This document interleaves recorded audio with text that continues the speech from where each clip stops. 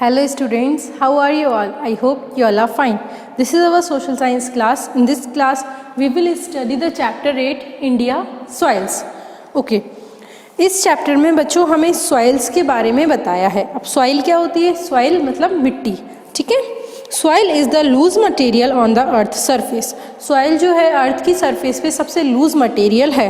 It is formed by broken rocks, dead plants and animals waste get mixed into it. It takes thousand of years to form. Soil जो है वो कैसे form होती है? Soil broken rocks मतलब जो बड़ी बड़ी रॉक्स के टूटने से उनमें से जो भी लूज पार्टिकल जो निकलता है उससे सॉइल फॉर्म होती है, ठीक है. डेड प्लांट्स और एनिमल्स जब सॉइल में मिक्स हो जाते हैं, इसमें मिक्स हो जाते हैं और इनमें कई सालों लग जाते हैं सॉइल को फॉर्म होने में. Wind, water and temperature play a role in its formation.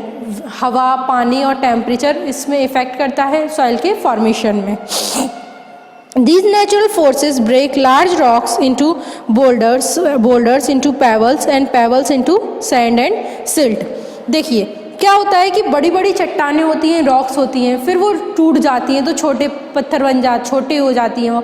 इसके बाद वो और टूटती हैं तो छोटे छोटे पेबल्स बन जाते हैं. फिर इसके बाद वो अगर और टूटती हैं तो वो सैंड या सिल्ट मतलब सबसे बारीक रेत जो होती है वो बन जाती हैं, ठीक है. Water and wind break rocks and carry them to different places. पानी और हवा के कारण ही ये चट्टानें टूटती हैं और वो एक से दूसरी जगह पे जाती हैं. The fertility and thickness of soil varies from place to place. और सॉइल की फर्टिलिटी और थिकनेस जगह से डिपेंड होती है, मतलब हर जगह अलग अलग होती है. Soil is very important natural resource. All living beings, including you and me, depend on it indirectly or indirectly. Its fertility depends on its different types. Soil जो है वो सबसे इम्पॉर्टेंट नेचुरल रिसोर्स है और हम सभी, आप और हम भी डायरेक्टली या इनडायरेक्टली सॉइल पे डिपेंडेंट हैं, ठीक है. अब कैसे डिपेंडेंट हैं ये आगे हम देखेंगे. और इसकी फर्टिलिटी अलग अलग टाइप्स पे डिपेंड करती है. मतलब ये कई जगह पे ये बहुत ही ज़्यादा फर्टाइल मीन्स उपजाऊ होती है और कई जगह पे बिल्कुल बंजर होती है. Types of soils. Soil is mainly formed by rock. Due to wind, water and temperature, rock is broken into small pieces or grains. Soil जो है वो मेनली रॉक से फॉर्म मतलब चट्टानों से बनती है. पानी, हवा और टेम्परेचर के कारण सॉइल जो है वो रॉक जो है वो टूट के और छोटे छोटे पीसेस में हो जाती है, जिसके कारण और इस सॉइल में dead plants, fallen leaves, dead animals, ये इनके वेस्ट ये सब क्या हो जाते हैं, मिक्स हो जाते हैं. There are different types of rocks, so there are different type of soil. जैसे हमारे यहाँ कई डिफरेंट टाइप ऑफ रॉक्स हैं, इसी के कारण सॉइल्स भी डिफरेंट टाइप्स की होती हैं. Different soils are good for different crops. India has different type of soil in different region, so different crops are grown here. देखिए अलग अलग मिट्टी अलग अलग क्रॉप को ग्रो करने के लिए फेवरेबल रहती है, ठीक है. इंडिया में कई तरह की सॉइल हैं तो इंडिया में कई तरह के क्रॉप्स भी उगाए जाते हैं, ठीक है. और कई तरह के हमारे यहाँ जगह हैं, जैसे कि कई जगह पे कोई सी सॉइल अच्छी रहती है तो उसके कारण उस जगह वो क्रॉप उगाए जाते हैं. फर्स्ट है alluvial soil. You know that many rivers originate in the mountains. As they flow, they break the scratched rocks. These pieces further broke down into smaller pieces and silt. This silt is also called alluvium. देखिए क्या होता है कि कई सारी river जो है वो माउंटेन से निकलती हैं. अब वो रिवर बहती हुई आती हैं तो रास्ते में कई मतलब उसके रिवर्स के रास्ते में कई सारे पत्थर वगैरह ये सब बहते हुए आ जाते हैं. अब वो क्या फॉर्म कर लेते हैं, धीरे धीरे कई पत्थर टूटते हैं तो जिसके कारण मिट्टी जो सॉइल फॉर्म होती है या जो सैंड रहती है उसको सिल्ट भी कहते हैं और इसी सिल्ट को क्या कहा जाता है, एलुवियम कहा जाता है. The water current carries this silt with it. When these rivers leave the mountains and enter the plains they flow slow down. When this the silt settles down in layers and form soil. अब क्या होता है कि जो mountain से reverse आ रही हैं वो फिर जब वो प्लेन्स में एंटर करती हैं तो उनका फ्लो क्या हो जाता है, थोड़ा स्लो हो जाता है. अब वो धीमे धीमे बहती हैं तो इसके कारण वो ज़्यादा चट्टानों को बहा के नहीं ले जा पाती या पत्थर उनके साथ नहीं बह पाते तो वो एक जगह इकट्ठे हो जाते हैं. जब वो इकट्ठे हो जाते हैं तो धीरे धीरे वो सॉइल को फॉर्म करते हैं. विद दिस और सिल्ट जो है वो सैंड जो है वो लेयर्स में फॉर्म हो जाती है और वो मिट्टी बन जाती है। This type of soil is called alluvial soil, और इसी को क्या कहा जाता है? एलुवियल सॉइल कहा जाता है। This is the most fertile type of soil, और ये सबसे फर्टाइल होती है, सबसे उपजाऊ होती है, क्योंकि ये रिवर से आके बनी है, तो मतलब यहाँ पे पानी सबसे ज़्यादा होता है। Both the northern and coastal plains in our country have been formed by the silt brought by rivers. हमारे जो नॉर्थर्न और कोस्टल प्लेन्स हैं वो इसी सिल्ट से बने हुए हैं। Alluvial soil is suitable for the crop of wheat, rice, sugar cane, millets, jute, pulses, oil seeds, vegetable, fruits etcetera. और एलुवियल सॉइल जो है वो किन किन क्रॉप्स के लिए सूटेबल है? Wheat, rice, sugar cane, millets, jute, pulses means दाल, ऑयल सीड्स, वेजिटेबल, फ्रूट, इन सब के लिए ये सूटेबल है। सेकेंड है black soil. The earth is very hot inside, it is so hot that even rocks melt. हमारी जो अर्थ है, पृथ्वी है, वो अंदर से बहुत ही ज़्यादा गर्म है। इसके कारण क्या होता है कि जो रॉक्स भी है ना वो भी मेल्ट हो जाती है, मीन्स चट्टानें भी पिघल जाती हैं। This molten rock is called lava, और ये मोल्टन रॉक मतलब पिघली हुई जो रॉक्स होती हैं इसी को क्या कहते हैं? लावा कहते हैं। When there is a crack in the earth surface this hot lava flows out, और जब अर्थ के सरफेस में क्रैक होता है उसके कारण क्या होता है? जो गर्म लावा होता है वो बाहर निकल जाता है। Outside it cools down and becomes black rock again, और बाहर क्या होता है? ये ठंडा, जब बाहर निकलता है ये तो ये ठंडा हो जाता है और ये फिर से ब्लैक रॉक बन जाता है। When this rock is broken into the broken by the forces of wind, water and temperature, black soil is formed। और जब ये काली चट्टान किससे जब टूट जाती है? विंड से, हवा से, या पानी से, या टेम्परेचर से, जब वो छोटे छोटे पीसेस में टूट जाती है तो ये एक सॉइल फॉर्म करती है, उसे ही क्या कहते हैं? Black soil. Black soil is rich in minerals like lime, iron, ore, magnesium, phosphorus, nitrogen etcetera. Black soil में सबसे ज़्यादा मिनरल्स होते हैं, जैसे कि लाइम हुई, iron, ore, magnesium, phosphorus, nitrogen. It is very suitable for the cotton crop, और ये कॉटन को उगाने के लिए सबसे ज़्यादा सूटेबल रहती है। When we can find black soil in the Malwa plateau and central of the Deccan plateau. और ब्लैक सॉइल सबसे ज़्यादा मालवा प्लेट्यू में, मीन्स हमारे जो मध्य प्रदेश, छत्तीसगढ़, उत्तर प्रदेश के साउथ में, और डेक्कन प्लेट्यू के सेंट्रल में ये सॉइल सबसे ज़्यादा पाई जाती है। Third is red soil. Commonly red soil is reddish but it can also be brownish, blackish और ग्रेइश। वैसे तो रेड सॉइल जो है वो रेडिश होती है, बट वो ब्राउनिश भी हो सकती है, ब्लैकिश भी हो सकती है और ग्रेइश भी हो सकती है। It is formed from a rock called laterite. ये किस चट्टान से बनती है? लैटराइट चट्टान से बनती है। So it is called laterite soil, इसलिए इसको लैटराइट सॉइल भी कहा जाता है। It contains iron, so it is reddish in colour. इसमें सबसे ज़्यादा आयरन होता है, इसलिए इसका कलर क्या हो जाता है? रेडिश होता है, और इसको रेड सॉइल कहते हैं।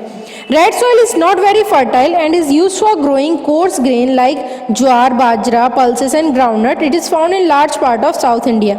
रेड सॉइल जो है वो ज़्यादा फर्टाइल नहीं होती है, इसलिए यहाँ पे कुछ ग्रेन्स उगाए जाते हैं, जैसे ज्वार, बाजरा, पल्सेस, ग्राउंडनट, और ये सबसे ज़्यादा कहाँ पे पाई जाती है? साउथ इंडिया में। Fourth is sandy soil. Sometimes rock do not break into fine soil, it results into grainy soil, it is called sandy soil. This type of soil can not hold water. कभी कभी क्या होता है, जो rocks होती हैं वो बिल्कुल फाइन सॉइल में नहीं ब्रेक हो पाती, तो क्या होते हैं इसमें ग्रेनी सॉइल होती है, मतलब इसमें थोड़े से दाने दाने से रहते हैं, तो इसके कारण क्या रहता है, ये ज़्यादा पानी को एब्जॉर्ब नहीं कर पाती हैं, तो ये बिल्कुल फर्टाइल नहीं होती हैं, ठीक है, और इनमें पानी बिल्कुल भी नहीं रहता है। Sandy soil is dry, so it flies with the winds and form small sand hills called sand dunes. Sandy soil बिल्कुल ड्राई रहती है, जिसके कारण ये विंड के साथ उड़ जाती है, मतलब हवा के साथ उड़ जाती है। जैसे रेत होती है ना, वो होती है सैंड रेत, तो वो सैंड रेत क्या होती है, हवा के साथ उड़ जाती है और कई जगह पे सैंड ड्यून्स बना लेती है। This soil can support some crops such as millets, pulses, gram, peanut and linseed. We can find sandy soil in the western desert of India. If water is made available, this can be made fertile. क्या होता है कि यहाँ पे ये सबसे ज़्यादा soil कहाँ पे मिलती है, वेस्टर्न डेजर्ट में, और वहाँ पे पानी की बिल्कुल कमी होती है और ये अपने अंदर पानी को भी एब्जॉर्ब नहीं कर पाती, तो इसके कारण क्या होता है यहाँ पे बहुत ही कम क्रॉप्स ग्रो होते हैं और अगर इसको पानी मिल जाए तो ये भी फर्टाइल बन सकती है। Fifth is mountain soil. As the name shows, mountain soil is found in mountains. It mostly contains pebbles and stones which have not fully broken down. It is not very fertile.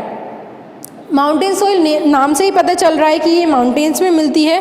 इसमें सबसे ज़्यादा पत्थर और छोटे कंकड़ पत्थर वगैरह ज़्यादा होते हैं, जिसके कारण ये पूरी तरीके से टूटी हुई नहीं होती और ये ज़्यादा फर्टाइल भी नहीं होती। In the mountains the slopes are cut into terrace for farming. This type of farming is called terrace farming. Mountains में फार्मिंग पॉसिबल करने के लिए क्या करते हैं, माउंटेन्स को थोड़ा मतलब काट दिया जाता है और ऐसे ये टेरेस टाइप के बना दिए जाते हैं, जैसे आपके पिक्चर में बताए गए हैं। फ्लैट लैंड्स मतलब थोड़े से ऐसे कट करके थोड़ा फ्लैट लैंड हो गया, फिर थोड़ा नीचे के साइड ऐसे कट करके, तो मतलब थोड़े थोड़े फ्लैट लैंड्स बना दिए जाते हैं टेरेस की तरह, जैसे छत होती है ना उसकी तरह। तो इसलिए इस फार्मिंग को कहते हैं terrace farming. The chief crops grown in mountain soil are millets, barley, maize, cotton, rice, fruits and potato. We can find mountain soil in the states of Jammu. हमें माउंटेन सॉइल कहाँ कहाँ मिलती है? जम्मू कश्मीर, हिमाचल प्रदेश, उत्तराखंड, वेस्ट बंगाल एंड अरुणाचल प्रदेश, जहाँ पे पहाड़ ज़्यादा हैं।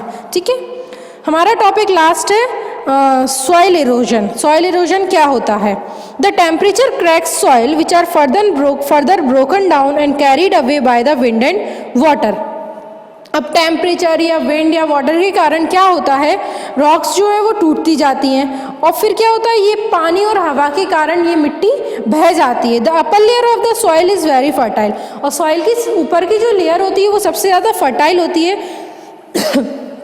When the wind blows, it carries soil with it and fertile plains too. और जब बहुत तेज़ हवा चलती है या पानी तेज़ आता है तो क्या होता है, ये जो ऊपर की सॉइल है वो पानी और हवा अपने साथ उस सॉइल को उसके साथ बह जाती है। It is called soil erosion. इसी को क्या कहा गया है? Soil erosion. जब मिट्टी पानी या हवा के बहाव से, तेज़ पानी या हवा के बहाव से उसकी फर्टाइल लेयर बह जाती है, उसी को सॉइल इरोजन कहते हैं। This makes even fertile land unfit for farming. इसी के कारण फर्टाइल लैंड अनफिट फॉर, मतलब फिर फर्टाइल लैंड है वहाँ से जो फर्टाइल सॉइल है वो तो चली गई, अब वहाँ पे फार्मिंग करना भी पॉसिबल नहीं हो पाता। Besides these natural forces, human activity and animal grazing also contribute to soil erosion. और ये नेचुरल फोर्सेस के अलावा मतलब कुछ ह्यूमन एक्टिविटी, मतलब कुछ ह्यूमंस जो हैं वो ऐसे काम करते हैं, या फिर एनिमल ग्रेजिंग मतलब जो एनिमल्स जो हैं वो घास वगैरह चरने के लिए जाते हैं, जिसके कारण सॉइल इरोजन ज़्यादा हो रहा है। Soil erosion can be checked by growing plants and trees around farms.